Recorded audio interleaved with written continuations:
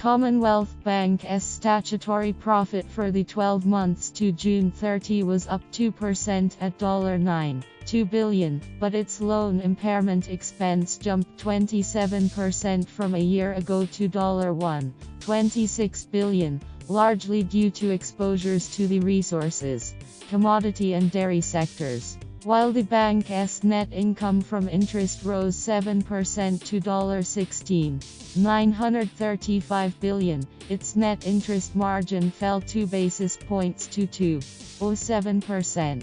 The bank will pay a fully franked final dividend of $2.22 per share. In the banking businesses, net interest income growth was supported by continued home and business lending and strong deposit growth, particularly in transaction banking, Commonwealth Bank Chief Executive Ian Narev said. Mr. Narev said resources and construction and services had underpinned DDD growth, but ongoing economic strength will require a lift in the low rates of nominal growth. Income growth inside and outside Australia remains weak, so people are not feeling better off, he said. When combined with ongoing global economic and political uncertainty, this makes households and businesses cautious and hesitant to respond to monetary stimulus. At SPA, we are cognizant of the combined impact of weaker demand, strong competition and increasing regulation. An ongoing focus on productivity and credit quality will be important.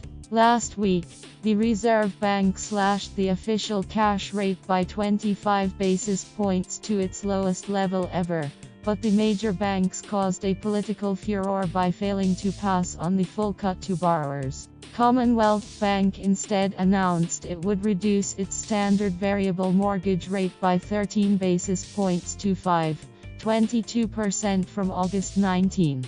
That means customers will save $38.41 a month on a dollar loan, $30.73 on a dollar loan, or $23.05 on a dollar loan, according to a CanStar analysis. While the circumstances of each RBA rate decision will always vary, we've carefully considered the current environment and the needs of both borrowers and savers, Commonwealth Bank Group Executive of Retail Banking Services Matt Comyn said last week. Today we've reduced our mortgage rates to a record low while increasing term deposit rates to provide an opportunity to the millions of Australians who rely on savings. Mr. Comyn cited increased funding costs and capital requirements, and the need to balance the needs of both customers and shareholders, as the reason for the bank's position. He said the 3 previous rate cuts over the past 2 years had saved the bank's owner-occupier home loan customers about $939 a year on the average loan of $.